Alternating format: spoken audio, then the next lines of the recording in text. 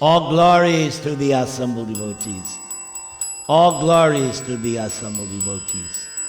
All glories to Sri Sri Guru and Gauranga. Vancha kalpatarubhyascha kripa sindubhya evacha patitanang pavanebhyo vaishnavebhyo namo namaha. Trinadapi sunichena torad iva sahishnuna amanina manadena kirtaniya sadahari. Hare Nama, Hare Nama, Hare Nama eva kevalam, kalo nastyeva, nastyeva, nastyeva gatiranyata. Welcome to the spiritual world here in Santa Ana. We have created the spiritual world. We have Radha and Krishna. We have Tulsi. We have devotees. We're no longer in the material world. Welcome to Vaikuntha, where there is no anxiety. Our host, Manish and Tejal, every year they do this program with me. I hope we do it for another 100 years. Thank you. This is a nice time of the year to do the program. Manish has given the instruction to speak about how Bhagavad-gita is practical in our day-to-day lives. I have selected certain verses which I hope will impart that theme that he wants to. Please repeat. Om Namo Bhagavate Vasudevaya. Om Namo Bhagavate Vasudevaya. Om Namo Bhagavate Vasudevaya. So, if we have time, I have 3 parts because my spiritual master, Srila Prabhupada, has said that Bhagavad-gita is in 3 sections, 6 chapters each.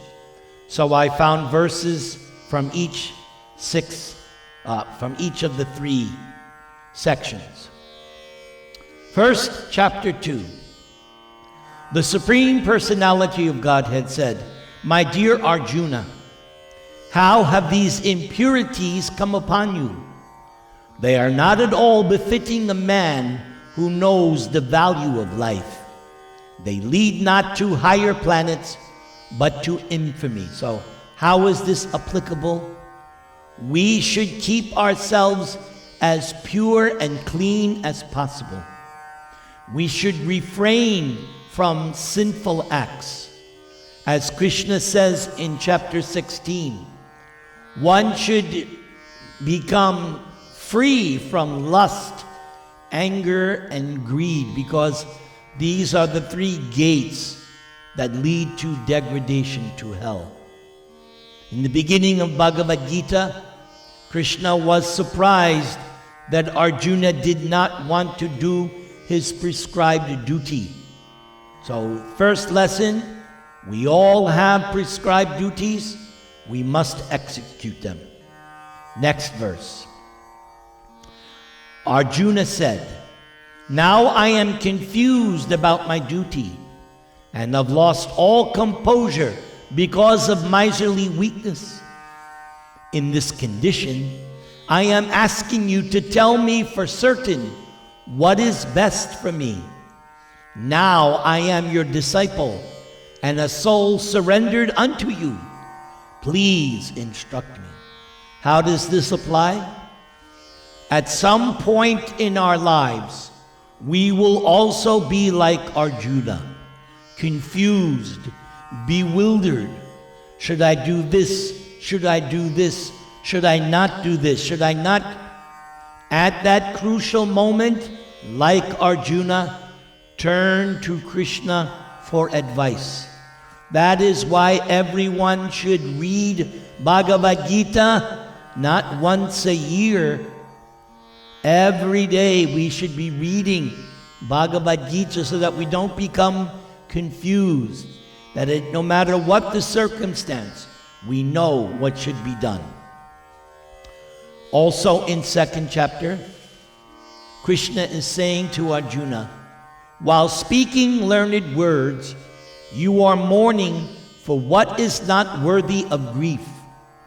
Those who are wise lament neither for the living nor for the dead. Whenever I'm invited to speak at funerals, I always quote this verse, Natvam sochitam arhasi. Arjuna, you do not deserve to lament. Why? Why we should not lament for the living? Because everybody is acting, getting the fruits of their acts, and they're getting the consequential reaction. Nobody has to blame anyone else for their good or bad fortune. I myself do that. Because what is life? Simply the constant choice of doing this or doing that, and based on those choices, you get a reaction. You're driving in your car to come to Manisha's program. If you don't follow the directions of Google and you do something else, you may miss a half hour. Whose fault is that? It wasn't Google's fault. You took. So, Bhagavad Gita is the Google for life. Whatever you need is all here in Bhagavad Gita. And why we should not lament for the dead? Because nobody dies. Only we change the body. We change the vehicle. When you first started out, you had a cheap car. Then you became successful, you got an upgrade. You don't lament that first car you had, probably was a used car. You don't lament, oh, I wish I had that used car again. No, you're happy to get the upgrade. So, those who are dead, what happened? They lived their life. They have, anybody here an accountant, you know? Debits, credits? You are. You know very well, debits, credits. Yamaraj is perfect accountant. After all, he has helpers. He has many assistants. And they have their balance sheet. Sir, you have to pay. And then you get the corresponding body. So, everybody's getting what, and sometimes this question, Prabhu, my neighbor, he smokes, he cheats, he does all bad things, and he's living high off the hog. Me, I go to temple, I give in charity, and I'm stuck in a one-bedroom apartment. Maybe I should be like him. No. I was asked this question. Somebody we all know, I'm not going to say his name. Many years ago, I told him, don't worry. Your neighbor, the day will come, bill has to be paid. Come with me. And no stock options, you can't buy out Yamaraj. You can't make a deal. You have to pay. You will get, and now, of course, because he followed my instructions, he got a house. And he's very successful. So, clue, follow my instructions. Let's continue. O son of Kunti, the non-permanent appearance of happiness and distress, and their disappearance in due course, are like the appearance and disappearance of the winter and summer seasons. They arise from sense perception, O scion of Bharata, and one must learn to tolerate them without being disturbed. Yes, we all try to make our homes comfortable, heat and air conditioning, we try our best. But at some point, You just have to tolerate. Like we just had rain. Maybe you had to drive in the rain. You have to tolerate. You can't stop the rain. Krishna, no. You have to tolerate. You go to your workplace. Maybe you have co-workers that are mean to you, right? You just have to tolerate it. Kids in school, I'm sure you get that, sometimes bully, right? They may pick on you.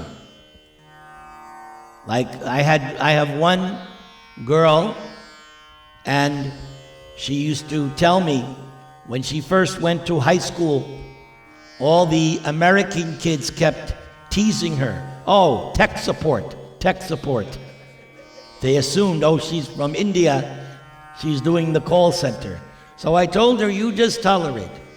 Now she has become first-class student.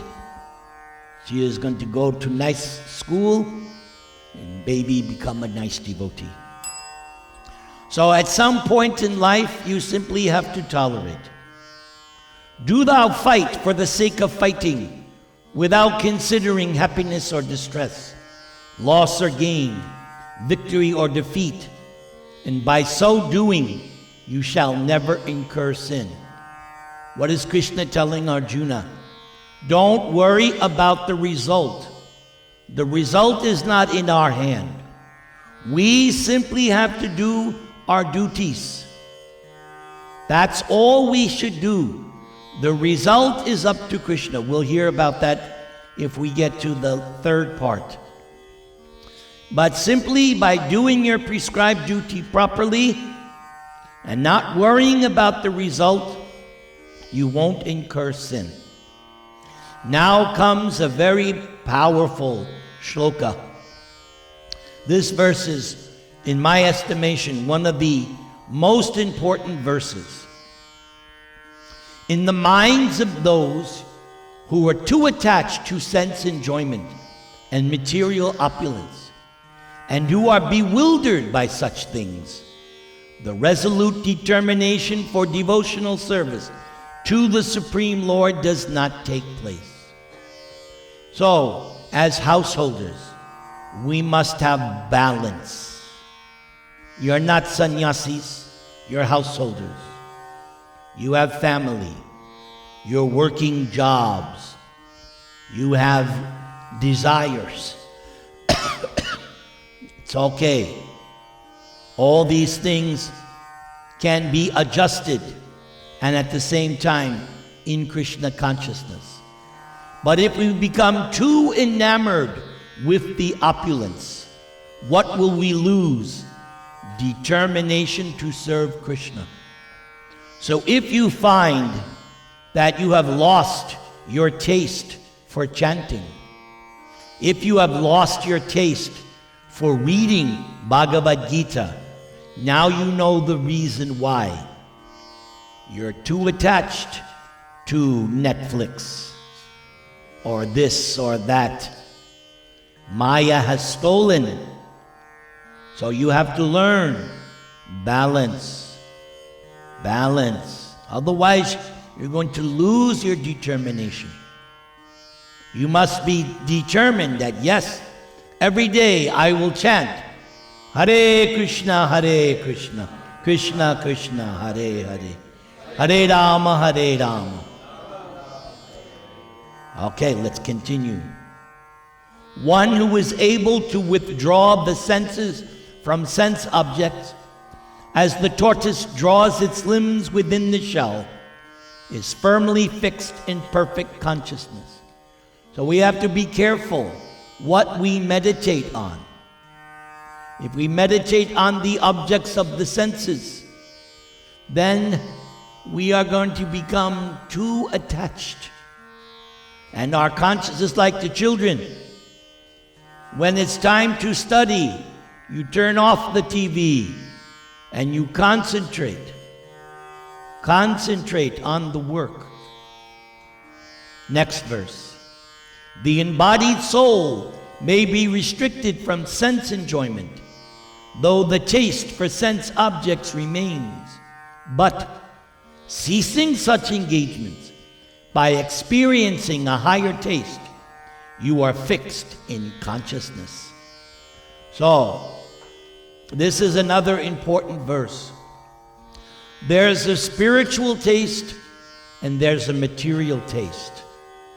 In order to actually appreciate the spiritual taste, you have to start decreasing the material taste. It's not that you can increase your material taste and simultaneously, no, the scale goes up or down. One side goes up, the other side goes down. So if you want to really taste spiritual pleasure, you have to bring down the material fever.